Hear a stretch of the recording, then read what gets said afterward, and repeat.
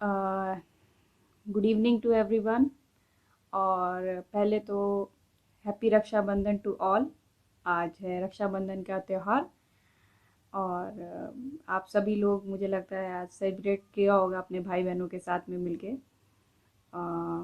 मुझे भी जाना था मेरे भाई से मिलने जो मेरे से छोटा है, और लेकिन मैं नहीं जा पाई क्योंकि बहुत बारिश थी। बारिश की वजह से बहुत ज़्यादा यहाँ जो होता है पानी भर जाता है, तो इस वजह से मैं नहीं जा पाई।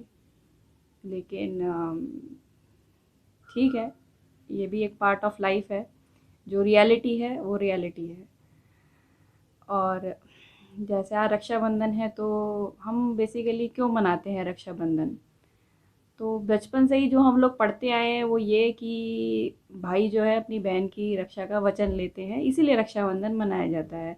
और इसके लिए बहुत सारी स्टोरीज़ हैं जो हमने पढ़ी हैं, अपने स्कूल टाइम में पढ़ी हैं। लेकिन मुझे लगता है आज के टाइम में जो रियलिटी है वो कुछ और है। रक्षाबंधन सिर्फ भाई बहन की नहीं करता है, बहन भाई की भी करती है। और एक बहू जो है वो अपने सास ससुर की भी करती है, क्योंकि आज की डेट में जो है हर लेडी या हर औरत जो है वो सक्षम है, पढ़ी लिखी है। तो वो अपनी तरफ से जिस तरीके से भी रक्षा कर सकती है, इन टर्म्स ऑफ मॉनेटरी कह लो या तुम मेंटली कह लो, वो हर तरीके से कर पाती है।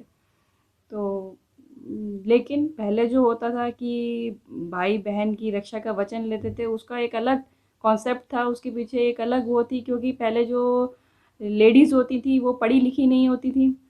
और आफ्टर उनके माँ बाप के बाद में जो वो एक्सपेक्ट करती थी कि अगर मान लो उनकी गृहस्थी में या घरेलू लाइफ में या उनकी लाइफ में मान लो कोई भी प्रॉब्लम आती है तो उनमें उनका सपोर्ट कौन करेगा। तो वो जो था मुझे लगता है वो एक्सपेक्ट करती थी अपने भाइयों से, क्योंकि वो खुद इतनी सक्षम नहीं होती थी कि वो खुद कुछ कर पाएँ। हाँ, तो वो एक्सपेक्ट करती थी अपने भाइयों से कि वो उनकी हेल्प करेंगे, उनकी रक्षा करेंगे, अगर उनकी आने वाली लाइफ में कोई भी प्रॉब्लम आती है तो। क्योंकि लाइफ अनसर्टेन है, किसी को भी नहीं पता किसी के साथ कुछ भी हो जाए, तो वो उस चीज़ से एक तरीके से हम कह लें कि उससे एक अपने आप को सिक्योर एक बॉन्ड की तरह रखने के लिए कि भाई तुम मेरी रक्षा करना, अगर मेरी लाइफ में कोई भी दिक्कत आए, कोई भी प्रॉब्लम आए, क्योंकि मेरे माँ बाप के बाद में और कोई नहीं है, तुम ही हो। लेकिन जो आज की डेट में देखा जाए तो रियलिटी मुझे लगता है कि हर लड़की, हर औरत जो सक्षम है अपनी रक्षा करने के लिए, और वो अपने साथ साथ अपने परिवार की रक्षा भी करती है। और जैसे मैं अपनी खुद एक स्टोरी बताऊँ तो मेरा भाई मेरे से छोटा है। और उसने जो है जब वो नया नया उसका जॉब लगा तो एज अ यंगस्टर उसको जो है उसके थोड़े गलत शौक पड़ गए। गलत शौक इन द सेंस कि मतलब ज़रूरत से ज़्यादा जितना तुम कमा रहे हो उतना खर्च करना, महंगे ब्रांडेड कपड़ों में खर्च कर देना।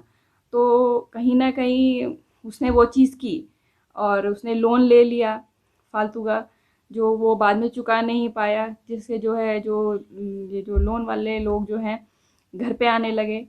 और बहुत दिक्कत हुई। एंड मतलब वो इतना दिक्कत में आ गया कि वो मुझे कहने लगा, मेरी मम्मी को कहने लगा कि नहीं, मैं सोच रहा हूँ मैं अपनी लाइफ एंड कर दूँ, क्योंकि मैं लोन में डूब चुका हूँ और मैं इसको चुका नहीं पाऊँगा। तो और लोन भी कितना था, 5-6 लाख का। तो इतना उसके ऊपर लोन था, तो वो इतने से लोन के लिए वो ये सोच रहा था मैं अपनी लाइफ एंड कर दूँ।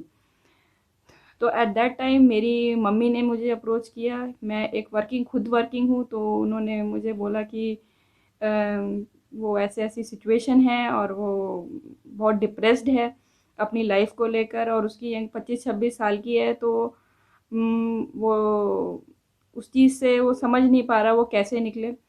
तो एट दैट टाइम मैंने और मेरे हस्बैंड ने मिलके जो है मेरे भाई की मदद की।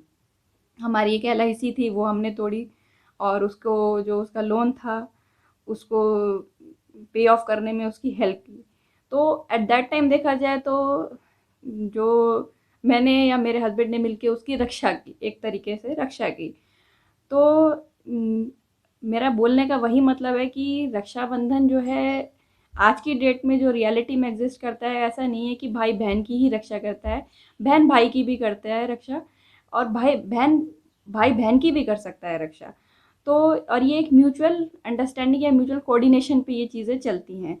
अब मैं एक सिंपल सा एग्जांपल लूँ, एक बहू का एग्जांपल लूँ जो अपना घर छोड़ के दूसरे घर आती है और उसके घर में मान लो किसी भी तरीके की दिक्कत होती है, तो मान लो उसके बेटे की नौकरी चली जाती है या उसके हस्बैंड की नौकरी चली जाती है, तो वो अपनी फैमिली को कैसे सपोर्ट करती है, वो कैसे रक्षा करती है कि वो, क्योंकि वो खुद सक्षम है इसलिए वो उनको सपोर्ट कर पाती है। तो रक्षा तो वो भी कर रही है। तो वो एक तरीके से मुझे लगता है कि आज की डेट में जो रक्षाबंधन का कॉन्सेप्ट है, not limited to only to the sisters, कि वो अपने भाई से अपनी रक्षा का वचन लेते हैं। मुझे लगता है कि आज की डेट में दोनों को ही एक दूसरे की रक्षा का वचन लेना चाहिए, क्योंकि टाइम है, ज़रूरत है। और सबसे बड़ी बात है कि आज की डेट में माँ बाप भी जो हैं वो अपने बच्चे को, चाहे वो बेटा हो बेटी हो, वो उसको इतना सक्षम बनाते हैं कि वो अपनी लाइफ में कल को उसको किसी के आगे हाथ ना जोड़ना पड़े, वो अपना अपने लिए कुछ भी कर सकती है। तो वो पढ़ी लिखी है इसीलिए कि वो उसको ना उसको अपने भाई की तरफ देखना पड़ेगा हेल्प के लिए, ना किसी और की तरफ देखना पड़ेगा हेल्प के लिए। तो मतलब एक तरीके से बोला जाए कि वो सक्षम है इसीलिए वो पढ़ी लिखी है इसीलिए कर पाती है। तो रक्षाबंधन, ये मेरे अपना व्यूज़ है इस चीज़ को लेके कि रक्षाबंधन का जो कॉन्सेप्ट है वो मेरे हिसाब से थोड़ा चेंज होना चाहिए। दोनों को जो है एक तरीके से म्यूचुअल कंसेंट करके रक्षाबंधन करना चाहिए, भाई को बहन का, बहन को भाई का, और किसी को भी, not limited to brother and sister, कि किसी को कोई भी किसी की रक्षा का वचन ले सकता है। ऐसा नहीं है कि सिर्फ ये दोनों में ही कंसेंट रहे कि वो एक दूसरे की रक्षा करेंगे। तो मेरे विचारों से आप कितने सहमत हो, ये मेरे अपने विचार हैं। और मेरे को लगता है आज की डेट में जितनी भी लेडीज़ हैं या वर्किंग है, और आप देखेंगे कि बहुत सारी ऐसी लेडीज़ भी होंगी या फीमेल्स भी होंगी जो सिंगल पेरेंट होंगी अपनी चाइल्ड मदर फादर की, और वो इवन आफ्टर मैरिज वो उनको सपोर्ट करती हैं, हेल्प करती हैं, और उनके हस्बैंड्स जो हैं वो भी उनको उस चीज़ में कॉपरेट करते हैं कि हाँ तुम करो, क्योंकि तुम्हारे माँ बाप ने तुम्हें इतना सक्षम बनाया है कि तुम अपने माँ बाप की हेल्प कर सकते हो। तुम हमारी तो कर ही रही हो, मेरी परिवार की कर ही रही हो, मेरी कर रही हो, मेरे हस्बैंड की कर रही हो, उनके परिवार की कर रही हो, तो तुम अपने माँ बाप की करो। और वो दोनों तरीके से आज की डेट में अगर किसी को भी ज़रूरत होती है तो वो जो है आपस में मिलजुल के करते हैं उस चीज़ को, क्योंकि आज की डेट में जो हमारी जो सोचने का दायरा है वो बढ़ चुका है। पहले जो लेडीज़ थी उनके लिए बहुत दिक्कत थी, क्योंकि वो पढ़ी लिखी नहीं होती थी, सबसे पहले घर के बाहर कभी निकली नहीं होती थी, तो उनके लिए वो चार दीवारी की दुनिया थी। उनको पता नहीं था कि भाई कैसे किया जा सकता है, कैसी मतलब हम कुछ कर सकते हैं, क्योंकि पढ़े लिखे को अगर तुम नहीं हो तो तुम्हें कहीं भी सर्वाइव नहीं कर सकते हो।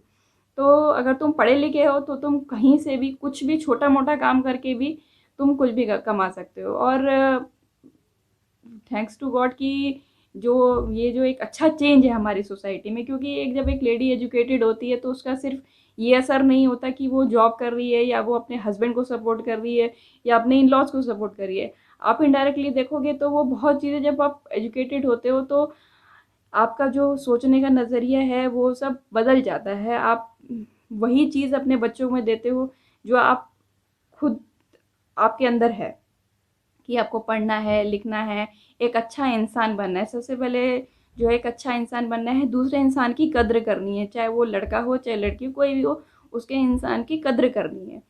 तो इसी के साथ मैं वीडियो को एंड कर रही हूँ, और होप करती हूँ आपको मेरे व्यूज़ पसंद आए होंगे, और आप ज़रूर मुझे कमेंट्स में बताइएगा कि आप मेरे व्यूज़ से सहमत हैं या नहीं हैं।